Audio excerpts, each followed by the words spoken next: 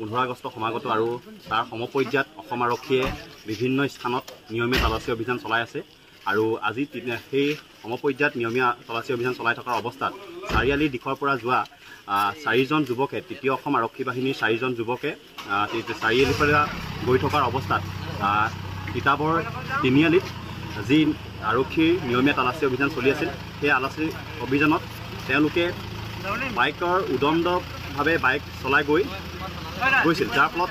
এই অঞ্চলটো যি পুলিচ বিষয়াত নিয়োজিত হৈ আছিল তেওঁলোকক ৰাখে যাৰ ফলত এটা লাজৰ বিষয় যিহেতু তৃতীয় অসম আৰক্ষী বাহিনী আৰু অসম আৰক্ষীৰ মাজত মতানৈক্যৰ সৃষ্টি হয় আৰু এই ঘটনা যেতিয়া সংঘটিত হৈ আছিল সেই সময়তে এটা ছাত্ৰ সংগঠনৰ এজন নেতাই এই সমগ্ৰ বিষয়টো মাত মাতিবলৈ বা মাজত সোমাই বা ভিডিঅ' কৰিছিল কিন্তু তাৰ সমপৰ্যায়ত যেতিয়া সেই তৃতীয় অসম আৰক্ষী বাহিনীৰ যি 4জন জোৱান আছিল সেই 4জন জোৱানে তেখেতক ৰাজপথত পেলোৱাই গুৰাগুলকৈ প্ৰহাৰ কৰে তাৰ লগতে অসম আৰক্ষী আৰু তৃতীয় অসম আৰক্ষী বাহিনীৰ মাজতো মতানৈক্যৰ সৃষ্টি হয় আৰু মাৰপিটৰ ধৰা ঘটনা সংঘটিত হয় গতিকে এই সমগ্ৰ ঘটনাটো গৰিহণাৰ যোগ্য আৰু এই ক্ষেত্ৰত আমি বীৰ লাচিত থানা অসমে তীব্ৰ গৰিহণা দিছোঁ আৰু এনে পৰ্যায় যাতে কিহৰ কাৰণে সংঘটিত হ'ল তাৰ ক্ষেত্ৰত আমি তিতাবৰ আৰক্ষী প্ৰশাসনৰ লগতে যোৰহাট আৰক্ষী অধীক্ষক তথা তৃতীয় অসম আৰক্ষী বাহিনীৰ অধিনায়কক এই বিষয়ত উপযুক্ত ব্যৱস্থা গ্ৰহণৰ বাবে আমি দাবী জনাইছোঁ। পোনপ্ৰথমে ক'ব লাগিব যে আজি তিতাবৰ আৰক্ষী থানা আছিলে আৰক্ষী থানাৰ বিষয়াসকলে 15 আগষ্টৰ কাৰণে নাকা ছিঙি তিতাবৰ তিনিআলিত তেওঁলোকে নাকা ছিঙি কৰি আছিলে তেনে সময়তে 3জনমান যুৱক আহিলে 3-4জনমান যুৱক আহিলে বাইকত বুলেট লৈ আহিছে তেখেতসকলৰ চাইলেঞ্চাৰ নাই খুব বিকট শব্দৰে তেখেতসকল আহিলে তেনে সময়তে যান বাহন যিজন আৰক্ষী আছিলে আৰক্ষীজনে তেখেতসকলক ৰখোৱা সময়তে তেখেতসকলৰ লগত তৰ্কাতৰ্কিত যিজন আৰক্ষী আছিলে আৰক্ষীজনৰ লগত তৰ্কিত লিপ্ত হ'ল তেনে সময়তে আমি তিতাবৰ তিনিআলিতে আছিলোঁ আমি সচেতন নাগৰিক হিচাপে তেখেতসকলক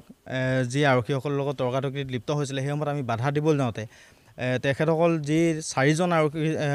4জন যুৱক আহিছিলে তেখেতসকলৰ পিছত পৰিচয়ত গম পালোঁ যে তেখেতসকল তৃতীয় অসম আৰক্ষী বাহিনীৰ জোৱান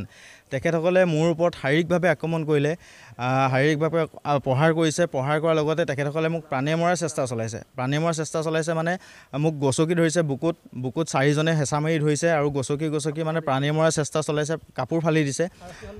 আৰক্ষীৰ সন্মুখতে এই ঘটনা সংঘটিত কৰিছে গতিকে মই অসম চৰকাৰৰ মাননীয় DGP মহোদয়ক